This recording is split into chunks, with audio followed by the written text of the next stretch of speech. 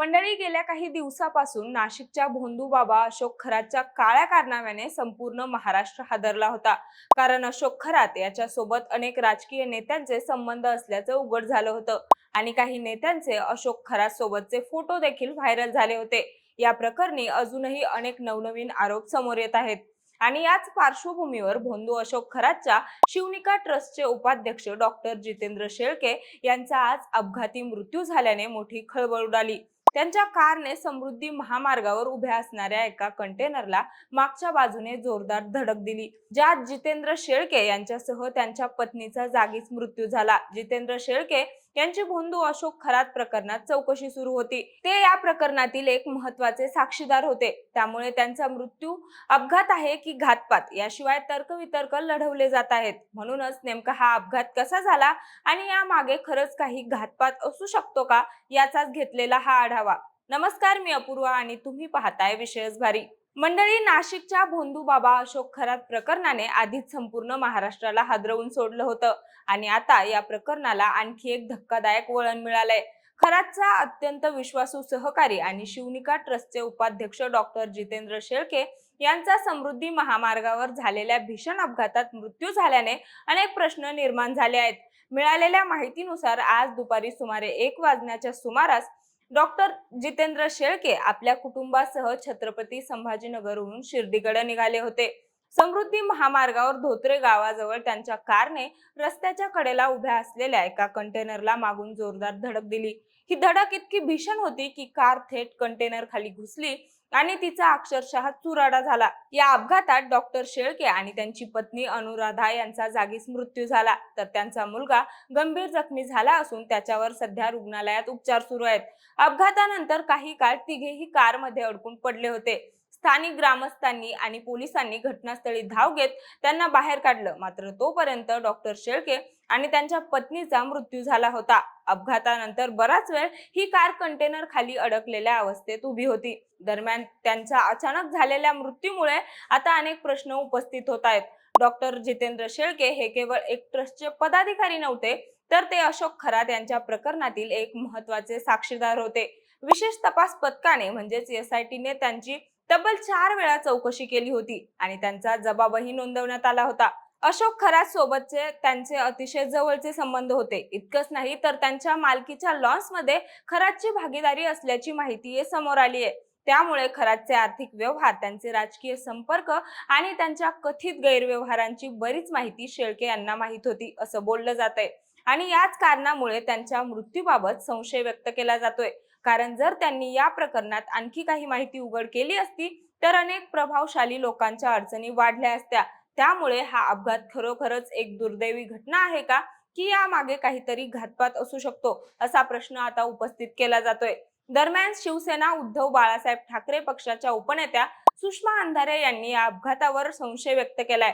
भोंदू अशोक खरात प्रकरणातील एक महत्त्वाची कडी शिवनिका ट्रस्टचे संचालक जितेंद्र शेळके यांच्या अपघाती मृत्यू झाल्याची बातमी ही अत्यंत धक्कादायक आहे. मला ही गोष्ट खरं तर अविश्वसनीय वाटते, कारण गेल्या काही दिवसात अनेक नेत्यांनी ही भीती किंवा शक्यता व्यक्त केली होती की अशोक खरातचे एन्काउंटर होऊ शकते, त्यांच्या जीवाला धोका उद्भवू शकतो. आजच्या घटनेमुळे ही शक्यता अधिक जास्त ठळक पद्धतीने अधोरेखित होत आहे.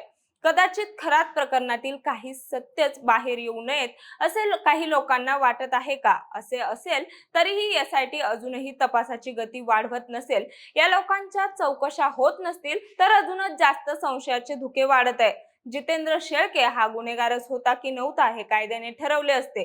शिक्षा कायदा देईल, कुणाचा जीव घेण्याचा अधिकार कुणालाही नाही. पण जी घटना आज घडली ती मात्र एकूण तपास यंत्रणा आणि एकूण शासन व्यवस्था या सगळ्यांवरच प्रश्नचिन्ह निर्माण करणारी आहे, हे मात्र नक्की, असं सुषमा अंधारे यांनी म्हटलंय. यासोबतच राष्ट्रवादी शरद पवार गटाचे आमदार रोहित पवार यांनी Xवर पोस्ट करत म्हटलंय की शिवनिका संस्थानाचे उपाध्यक्ष आणि भोंदू अशोक खरात याचे सहकारी जितेंद्र शेळके यांचं अपघाती झालेलं निधन अतिशय धक्कादायक आहे. अजूनही पुढे न आलेले भोंदूंचे इतर काही कारनामे पुढे येऊ नयेत आणि यामागे कोणीतरी अडचणीत येऊ नये म्हणूनच तर हा अपघात घडून आणला नाही ना, अशी शंका व्यक्त होते. या अपघाताची सखोल चौकशी झाली पाहिजे. तसंच भोंदू खरातच्या चौकशीतही अनेक बाबी पुढे येणार असल्याने त्याच्याही सुरक्षेची काळजी घ्यावी, अशी प्रतिक्रिया त्यांनी दिली.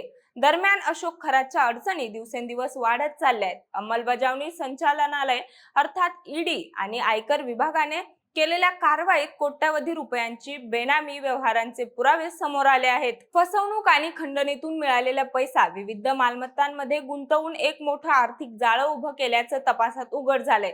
सर्वात धक्कादायक बाब म्हणजे अनेक व्यवहार अधिकृत नोंदणीशिवाय केवळ 500 रुपयांच्या स्टॅम्प पेपरवर कच्च्या नोंदी करून करण्यात आले होते. कर चुकवेगिरी आणि काळा पैसा पांढरा करण्यासाठी ही पद्धत वापरण्यात आली असल्याचा संशय तपास यंत्रणांनी व्यक्त केलाय. यासोबतच धाडी दरम्यान 10 कोटी रुपयांपेक्षा जास्त किमतीच्या मालमत्तेशी संबंधित महत्त्वाची कागदपत्र जप्त करण्यात आली आहे. याशिवाय मनी लॉन्ड्रिंगसाठी काही शेल कंपन्यांचा वापर झाल्याचाही संशय. बँक व्यवहार, कॉल डिटेल रेकॉर्ड, सीडीआर आणि आयकर रिटर्नची सखोल चौकशी सुरू आहे. त्यामुळे या प्रकरणात आणखी मोठे खुलासे होण्याची शक्यता नाकारता येत नाही.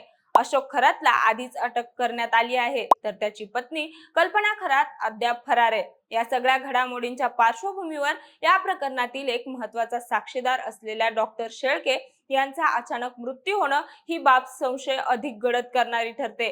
गेल्या काही वर्षात शिवणिका संस्थानाला राजकीय आणि प्रशासकीय पाठबळातून कोट्यावधी रुपयांच्या देणग्या दिल्या होत्या. मात्र गोशाळेसाठी उभारलेला निधी असूनही संबंधित काम पूर्ण न झाल्याने संस्थेतील विश्वस्तांमध्ये वाद निर्माण झाले होते. त्यामुळे काही सदस्यांनी राजीनामे दिल्याची माहितीही समोर आली आहे. सध्या या संस्थेवर अध्यक्ष म्हणून अशोक खरात कार्यरत होते, तर उपाध्यक्ष म्हणून डॉक्टर जितेंद्र शेळके कार्यरत होते, तर सरचिटणीसपदी कल्पना खरात होत्या. त्यामुळे या सगळ्या पार्श्वभूमीवर आता एकच प्रश्न सर्वांच्या मनात आहे, तो म्हणजे डॉक्टर जितेंद्र शेळके यांचा मृत्यू हा केवळ अपघात आहे की या प्रकरणाशी संबंधित काही घातपात आहे. याचं उत्तर सध्या तरी स्पष्ट नाही. पोलीस आणि तपास यंत्रणा या अपघाताचा सखोल तपास करत आहेत. तांत्रिक बाबी, सीसीटीव्ही फुटेज, वाहनाची स्थिती आणि इतर पुरावे तपासूनच या घटनेमागचं खरं कारण समोर येणार आहे. तोपर्यंत मात्र या प्रकरणाभोवती संशयाचं गूढ अधिकच गडद होत चाललेलं आहे आणि महाराष्ट्राचं लक्ष आता या तपासाच्या निष्कर्षाकडे लागलंय. बाकी तुम्हाला काय वाटतं, हा अपघात आहे की घातपात? तुमचं मत आम्हाला कमेंटमध्ये नक्की सांगा आणि सोबतच आपल्या विशेष भारीच्या YouTube चॅनलला सबस्क्राईब करायला विसरू नका. धन्यवाद.